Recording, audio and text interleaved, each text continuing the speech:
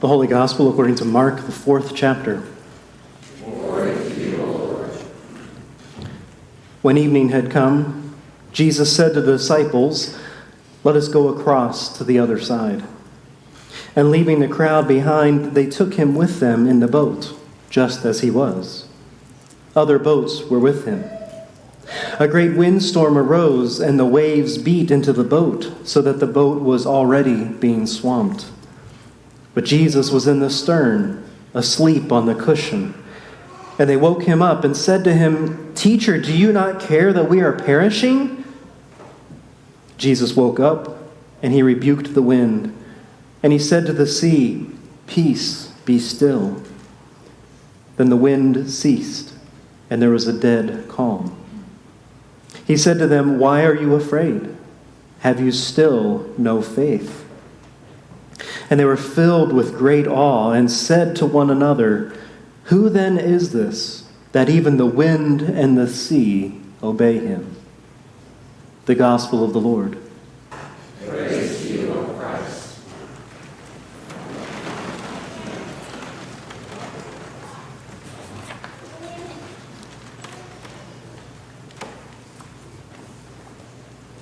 Well, as we heard about in our announcements, it's not a stretch for us to have to think about storms, is it? We've had plenty of them recently. I think I've heard and I've seen, the rain at least has been good. It's brought about good cuttings of hay and nourished our crops and sprung gardens into life. It's put a little dent into the drought conditions we've been facing, lowered the fire threat level a little bit, and it's brought forth scores of green grass and wildflowers on the sides of roads. But, as we've heard, it's also done some damage and caused some flooding. It's canceled a lot of our outdoor activities this spring. And it's brought violent wind, lightning. You didn't mention the lightning damage we had either. And some hail, as we saw. But the thing that came to mind as I was thinking about Jesus' storm and the disciples as they were in the boat, for us has been all the tornado sirens. We've had a few of those, right? Maybe you remember one of the first sirens of the season. I stood up here and I told you about the high school baseball team that was traveling through town, driving home from a tournament, and were heading straight towards the storm, so they needed a place to take shelter, and they were able to do that here at church. In the multiple instances of sirens since then, we've recognized the need to have a plan and make sure our building gets open for a safe space for people to come, and it's been able to work that way. So, side note, if you know anybody nearby who needs a place like that, we'll be open.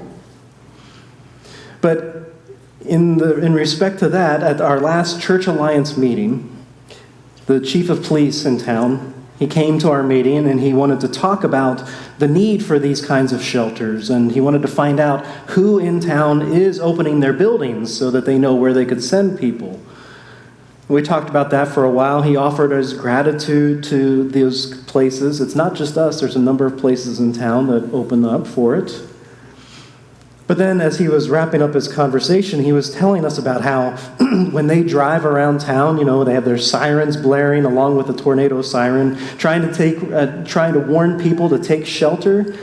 He says that most of the people he sees at that time aren't heading towards shelter.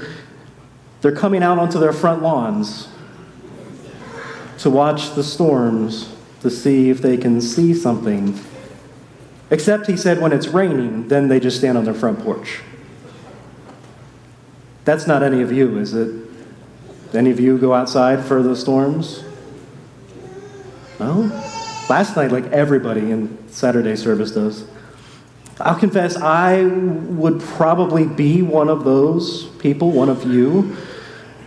I would be the one going outside to see if I can see what's happening, watching to see if anything was approaching. But in these instances, I've opted to stay put and try to offer a little bit of calm and in the midst of anxiousness and worry. But I remember that first time when we were barricaded downstairs with that baseball team. There was us, and most of the people who had come with them were down there. They were all just hanging out in the basement, but a fair number of them were doing what you all do. They were standing outside under the canopy, looking off into the distance, seeing what they could see. But after a while, as we were sitting downstairs, all of a sudden I heard a stampede of feet run across above our heads and run down the stairs and show up breathlessly among us. And I thought, I guess they saw something. There's this human instinct and curiosity to go towards the storm, right? We're interested to see what it looks like. We want to see what might happen. We want to watch what nature can throw at us. We enjoy that kind of thing until it's too late, at which point you really need to run. But that's just with those nature storms. It's a whole other story when it comes to the storms, physical storms, the emotional storms that consume our lives. Those also are not hard to think of. We're surrounded constantly by the storms caused by politics and social issues and economic problems. Sometimes we, like the disciples, shout at God, "Do you not care about us? Don't you care that we're perishing down here?" But in those instances, it's more often that we're too busy yelling at each other to even worry about yelling at God. But then come those storms of our own lives. The storms of sickness and pain, the storms of death and loss and the unknown of what's next, the storms that cause sleepless nights and strained relationships, being utterly surrounded by chaos and sorrow and the unknown, standing in fear and wondering how we might be saved from it. I would seriously bet that every one of us has had a moment of looking up into the sky and shouting, "Lord, do you not care? Do you not care that we are perishing? Are you even there?" I think God can handle our honest feelings. And I think God appreciates our honest feelings. But in that same vein, I think there's a point when God looks at us and just says, "Why are you afraid?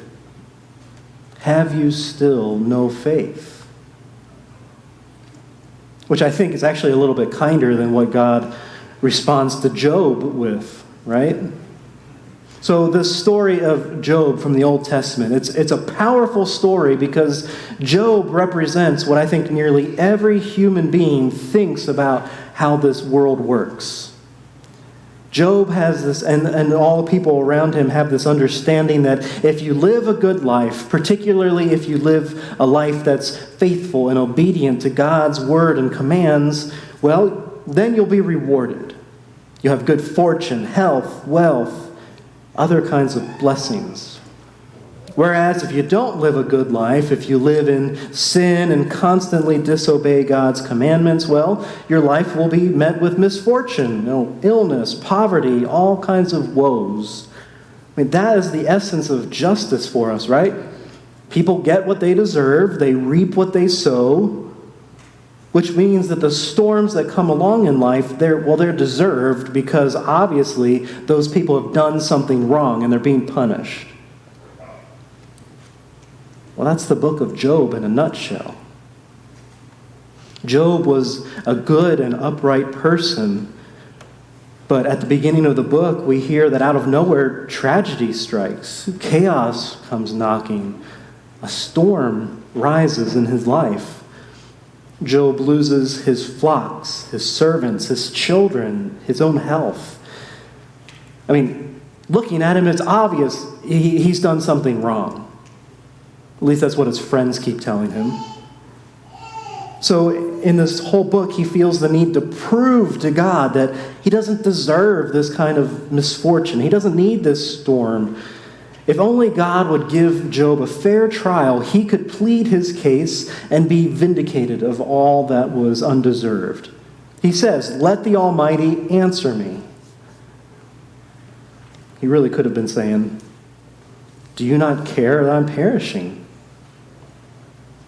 So what we heard this morning from our first reading was the beginning of God's answer to Job.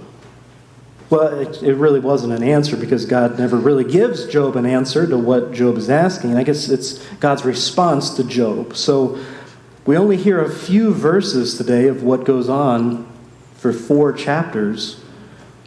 But God basically is telling Job that Job needs to think bigger.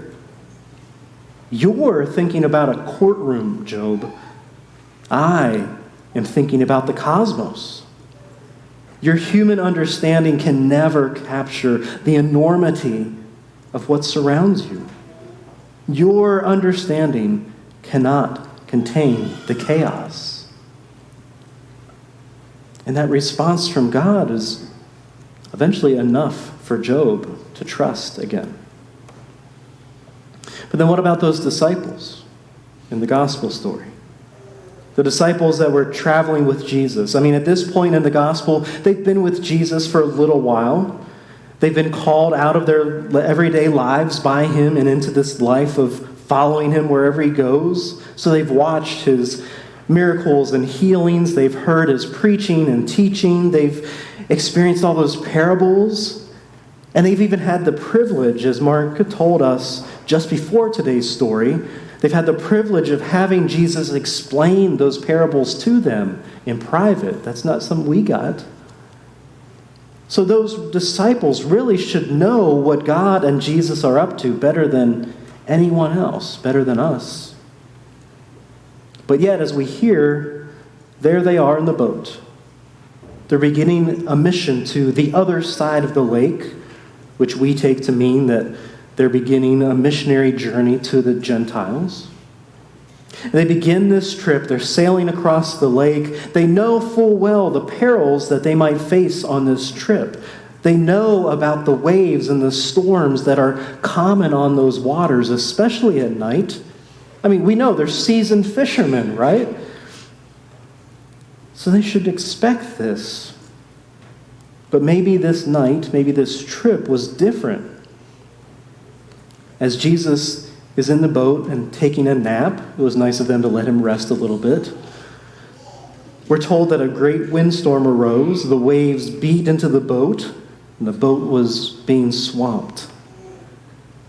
And the disciples let their fear get the best of them. "Teacher, do you not care that we are perishing? Wake up and help us." Well, wake up and help them he did. Jesus rises, he rebukes the winds, he says to nature, "Peace, be still."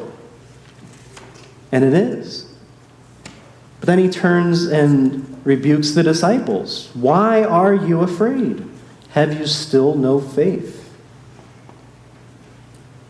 As I hear that response, I think there's some interesting pieces that we can take away from that. The first is that Jesus never said, "There's nothing to be afraid of." No, he says, "Why are you still afraid?"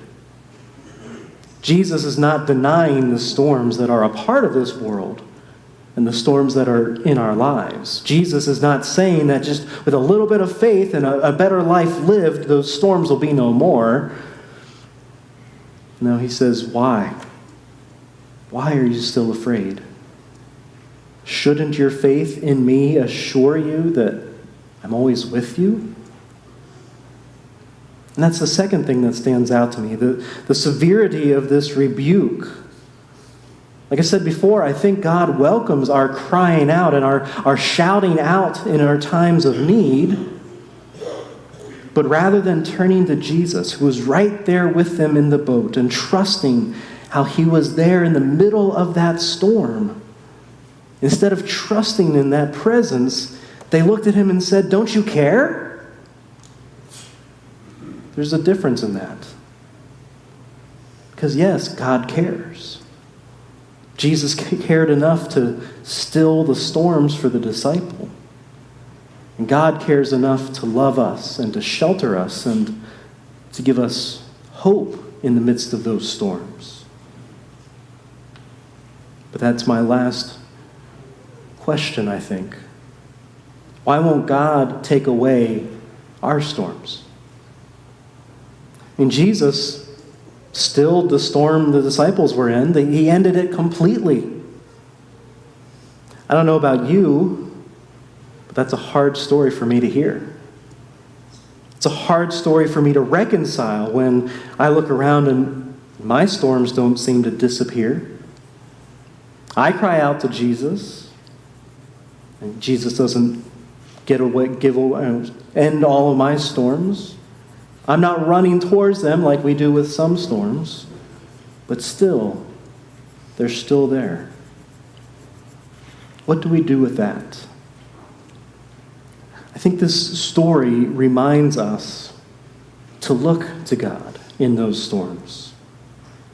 I think the story reminds us and calls us to hear God, who calms our fears and offers assurance that no matter what, God is going to be present in them, and God is powerful enough to bring great awe to everything around us.